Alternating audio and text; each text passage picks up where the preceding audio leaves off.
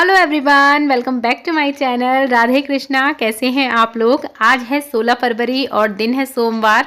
सुबह का ये समय है और सबसे पहले मैं यहाँ पे लग गई हूँ सफाई में। और सफाई में मुझे क्या करना था, जितनी भी पतंगे थी ना, 14-15 को तो खूब पतंग उड़ी हैं। मकर संक्रांति पे यहाँ पर बहुत उत्सव होता है, तो जितनी भी पतंगे हैं उनको ठिकाने से रखना है। इसके बाद मैं जाऊंगी छत पे झाड़ू लगाने के लिए, और ये पतंग इतनी अच्छे से संभाल के रखनी है कि अगले साल फिर से इन्हें इस्तेमाल कर सके। और ये सारी पतंगे ना खरीदी हुई नहीं है, बल्कि इसमें से जो नीचे जितनी भी पतंग है ना, एक भी खरीदी हुई नहीं है। सारी रुद्रांश ने और शरीन ने पकड़ी हैं, लूटी हैं। तो इनका एक अलग ही वो होता है, लूटी हुई पतंगों से ना अलग ही मोह होता है। तो इसका पूरा ध्यान है कि मम्मी इधर उधर ना कर दे। तो पतंग वतंग रखने के बाद 1 घंटा अपना खपाने के बाद मैं आ गई हूँ पौधों में पानी डालने के लिए, क्योंकि धूप निकल आई थी। ठंडी में तो ऊपर आने का बिल्कुल मन नहीं करता है, छत पे टाइल्स बहुत ठंडी हो जाती हैं। लेकिन अब थोड़ी धूप निकल आई थी तो मैंने कहा चलो भैया ये काम भी करना ही है। तो मैं पौधों में पानी डाल रही थी। और इससे पहले ना छत बहुत बुरी तरीके से गंदी हुई थी। मैंने इसको मकर संक्रांति से पहले ही पूरी छत की सफाई करी थी, तीनों छतों की। लेकिन रात को बच्चों ने पटाखे वगैरह जलाए थे, तो आप समझ सकते हैं रॉकेट का जो वो रहता है ना, उसका पुट्ठा, और जो पटाखे जलाते हैं तो उनमें से नीचे से कंकड़ी सी निकलती है, पूरी छत पे थी। तो मुझे करीबन 1.5 घंटा लगा है तीनों छतों को साफ करने में, ऊपर से और इस वाली को। तो अब मैंने ना यहाँ पर झाड़ू वाड़ू भी सुबह भी मैंने एक और बार करी है, तब ये जाके छत की मतलब साफ दिख रही है, सफ़ेद दिख रहे हैं टाइल्स। और मैं पौधों में पानी जब डालती हूँ ना, उसी साथ में यहाँ पर वाइपर भी लगा देती हूँ। उससे क्या है कि रोज़ रोज़ गंदगी यहाँ बैठती नहीं है। तो जब देखो छत साफ ही दिखती है, जब नज़र डालो ना छत साफ दिखती है। और यहाँ से ही मिट्टी जो है अंदर कमरों में जाती है, तो ये छत एकदम साफ हो गई है। और इसके बाद मैं आ गई हूँ बच्चों के रूम में, और पूरी तरीके से इनके खिलौने छाए हुए हैं। मतलब जहाँ देखो वहाँ इनके खिलौने ऊपर से गिर जाते हैं। भैया नीचे लेटे रहते हैं ना, ऊपर से धप से गिर पड़ता है कोई भी, जितने सारे सॉफ्ट टॉयज़ हैं। तो आज मैंने सोच लिया था कि इनको आज मैं ठिकाने करूँगी। वैसे भी एग्जाम आ रही है रुद्रांश की, और पूरा दिन इनको लड़ाता रहता है। जब उसको पढ़ाने बैठा, जब इनमें से 2 उठा लेगा और उनको लड़ाता रहेगा। तो मैंने सोच लिया था कि ये सब मैं आज डस्टिंग भी कर दूँगी यहाँ की, क्योंकि ये खुला हुआ है ना, तो इसमें डस्ट बढ़ जाती है। और फिर बच्चों के खिलौनों पे बैठती है, इनकी गुल्लक वुल्लक सब इधर ही रहती है। तो बस आज मैं इसको सफाई कर रही थी, मतलब यहाँ से डस्टिंग वगैरह कर रही थी। तभी मैंने सोच लिया था कि ये जितने भी सॉफ्ट टॉयज़ है ना, इनको पहले ठिकाने से कर दूंगी, इनको बेड के अंदर डाल दूंगी मैं। क्योंकि ना सामने दिखेगा ना फिर वो उठाएगा, जब पढ़ने की कहो तभी 2 उठा लेगा, उनको लड़ाता रहेगा। तो बस वही मैं सब डस्ट कर रही थी, मतलब डस्टिंग कर रही थी। और यहाँ पर इसकी गुल्लक गिर पड़ी तो ये आया है फटाफट। मतलब देखो कितनी 4-5 गुल्लकें हैं, और एक में से भी किसी में कुछ है, किसी में सिक्के हैं, कोई पूरी भर गई है, किसी में 10-20 जो मतलब मेहमान आते हैं जो पैसे दे जाते हैं, भैया ये अपने पैसे अलग रखते हैं। हमारे यहाँ वो वाला हिसाब नहीं कि मम्मी पैसे ले लेगी ना, अपनी गुल्लक में जाके तुरंत टिकाते हैं अपने पैसे। और फिर कभी इनसे खुले पैसे मांगो ना, तो ब्याज सहित वापस लेते हैं। मतलब इनसे अगर 100 रुपये लिए हैं तो ये 120 ही वापस लेंगे हमसे। तो ये इनका एक धंधा पानी यहाँ चलता रहता है, इनका बिजनेस है छोटा मोटा ब्याज का। तो सारी गुल्लकें इनकी मैंने यहाँ ठिकाने रख दी हैं, और जितने भी ये सॉफ्ट टॉयज़ हैं इनको मैंने इकट्ठा कर लिया, एक भी नहीं छोड़ूंगी बाहर। आज मुझे बहुत वो लग रही थी, मतलब जब इसको पढ़ाने लगा ना, जब भी मुझे गुस्सा दिलाता, तो मैंने कहा आज इस कंटक को ही काटती हूँ। तो मैंने बेड खोल लिया है, और बेड में इनको रख दूंगी। इनके वैसे भी टॉयज़ वगैरह जितने एक्स्ट्रा रहते हैं ना, जब ये छोटे थे, वो होता है ना जब कुआं पूजन वगैरह होता है उस टाइम पर आते हैं, बर्थडे में आते हैं, तो वो सारे सॉफ्ट टॉय थे। सबसे तो नहीं खेला जाता है, तो जो बच जाते, मतलब जो बच गए थे वो मैंने इसमें रख दिए। और जो कभी इनको जो नौद्रोगो वगैरह में जो कंजक जिमती है उसमें जाते हैं ना, तो वहाँ से कुछ मिलता है, जैसे बॉटल है, कंपास है, या लंच बॉक्स है। तो सारे तो यूज़ नहीं होते हैं, तो उनको मैं ना बेड में रख देती हूँ अच्छे से। यानी अगर इनको दोबारा यूज़ करना हो तो करें, या फिर किसी और के काम में आ जाए तो किसी और के काम में आ जाए। तो जितने भी एक्स्ट्रा वाले जितने भी ये सॉफ्ट टॉय थे ना, मैंने सारे भर लिए हैं एक पॉलीथीन में, और उनको भी इसके अंदर ही मैं रख दूंगी। अब सामने इसको दिखने वाले नहीं है, हालांकि ये सामने बैठा था, इसका बहुत जी जल रहा था, लेकिन मैंने भी रख दिया इनको। तो बस मैंने यहाँ पर रख दिया है, मैंने इसकी एक बात नहीं सुनी है। और ये एक मेरा पर्स है पुराना, जिसमें मैं अपने सारे क्लच वगैरह रखती हूँ, जो कि डेली में यूज़ नहीं होते हैं, पार्टी वेयर है, तो मैं इसमें रख देती हूँ। इससे ये ख़राब नहीं होते हैं, जब कभी जाना हो तो निकाल लेती हूँ इसमें से ही। और अब मैं एक कपड़े का मतलब वो भी कर दूँगी, एक बार कपड़ा भी लगा दूँगी यहाँ पर, क्योंकि धूल वूल अंदर जाती है। मैं सोच रही हूँ कि प्लास्टिक बिछा दूँ एक, तो धूल अंदर नहीं जाएगी।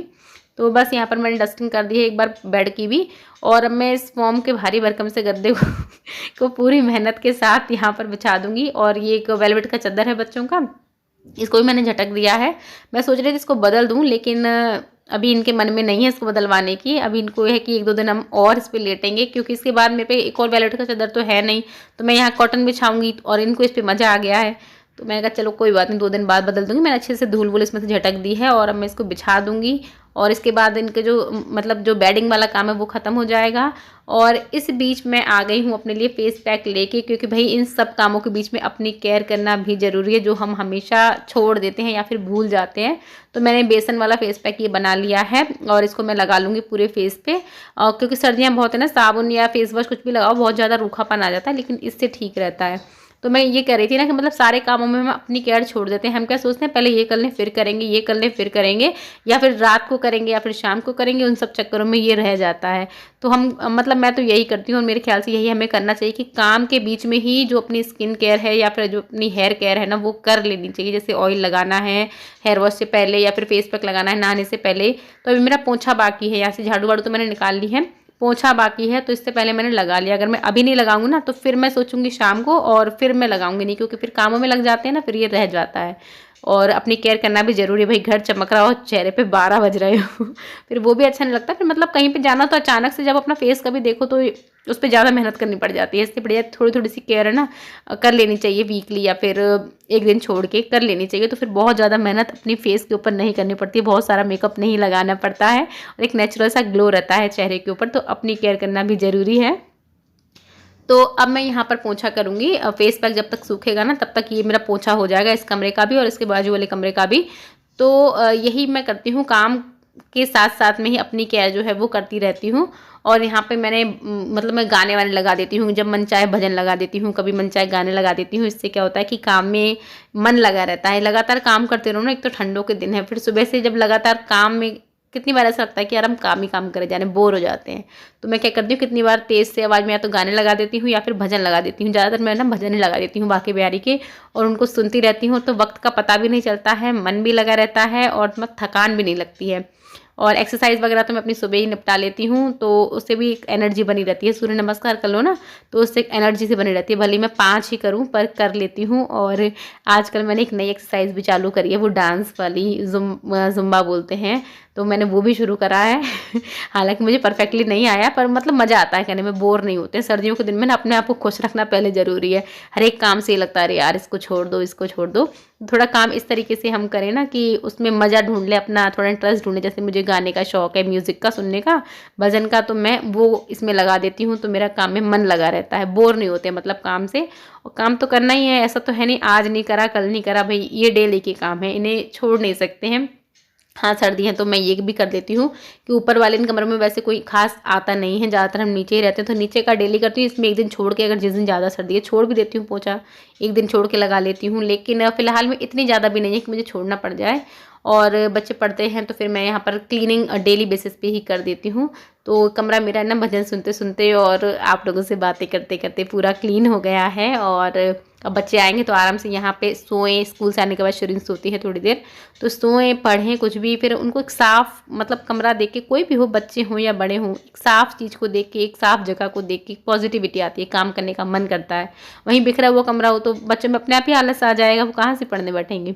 तो बस पूरा कमरा मेरा आप लोगों से बातें करते करते साफ़ हो गया है। अब मैं नहाने जाऊँगी, उसके बाद करूँगी आगे की काम। तो मैं नहा के आ चुकी हूँ और खाना पीना भी हमारा हो गया है। अब तो मैं यहाँ पर एक डिश बनाने की तैयारी कर रही हूँ। तो मेरे जो तिल थे ना एक्स्ट्रा बच गए थे मेरे पास, उत्तरायण वाले दिन यानी मकर संक्रांति पे मैंने चिक्की बनाई थी ना, तो थोड़े से तिल और मूंगफली बच गए थे। तो मैंने सोचा चलो इनको भी आज ठिकाने कर देते हैं। उस दिन तो मैंने दूसरे तरीके की चिक्की बनाई थी, आज दूसरे तरीके की बना रही हूँ। तो मैंने तिल को और मूंगफली को ना मिक्सर में अच्छी तरीके से वो कर लिया है। और ये पता नहीं क्यों चलते चलते इसे बंद हो गया, तो मैंने देखा नीचे इसका बटन वो हो गया था, तो फिर मैंने उसको कर दिया, प्लग को थोड़ा टाइट कर दिया और वापस से ये चलने लगा। और मैंने तिल और मूंगफली को एकदम महीन पीस लिया है। और यहाँ पर गुड़ को भी मैंने महीन कर लिया है, चाकू से ही छोटे छोटे टुकड़े कर लिए हैं इसके। और यहाँ पर मैंने कढ़ाई में डाल दिया है तेल, लगभग ये 2 चम्मच जितना तेल है। और बस इसमें मैंने डाल दिया है ये महीन किया हुआ गुड़, ये लगभग आप समझ लीजिए 200-250 ग्राम जितना गुड़ है। और जो मेरे पास मूंगफली और तिल है ना बचे हुए, वो लगभग 400 ग्राम जितने हैं। मतलब तिल ही ज़्यादा है, मूंगफली तो कम है, मूंगफली होंगी उसमें 50 ग्राम या 70-80 ग्राम जितनी होंगी। तो बस गुड़ को ना इसमें मेल्ट कर लेना है। जो इससे पिछली बार मैंने चिक्की बनाई थी ना वो थी कड़क वाली चिक्की, जो एकदम वो होती है ना कुरकुरी वाली, वो वाली थी।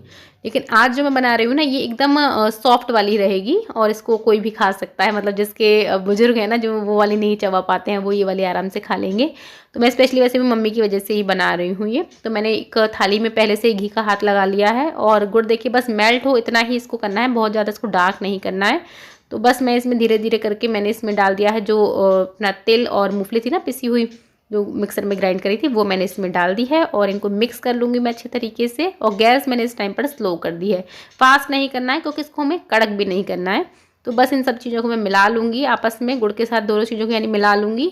तो मुझे लगा यहाँ पे कि थोड़ा और अभी ये पतला है, थोड़ा सा मैं इसको और थिक कर देती हूँ ताकि ये जल्दी से जम जाए। तो थोड़ा सा मुझे पतला लगा था तो मैंने थोड़ा सा इसमें और डाल दिया है, जो अपना पिसा हुआ मिक्सचर था इसका तिल का और मूँगफली का।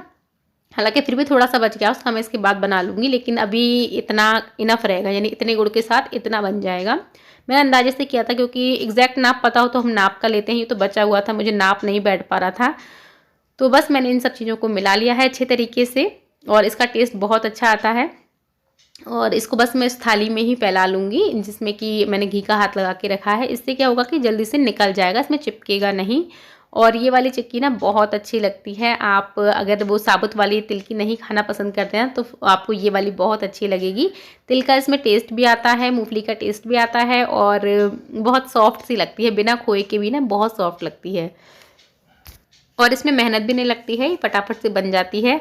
मतलब वैसे बर्फ़ी बनाओ ना तो ज़्यादा टाइम लगता है, लेकिन इसमें बिल्कुल भी टाइम लगता है, ये फटाफट से बन जाती है। तो बस मैं इसको चमचे की मदद से एकसार सा कर दूँगी और फिर मैं इसको हाथों से भी फैलाऊँ, मतलब वो करूँगी एकसार, दबा-दबा के एकसार कर दूँगी, कहीं से मतलब वो ना रह जाए ऊँचा-नीचा या फिर कहीं से जगह खाली ना रह जाए।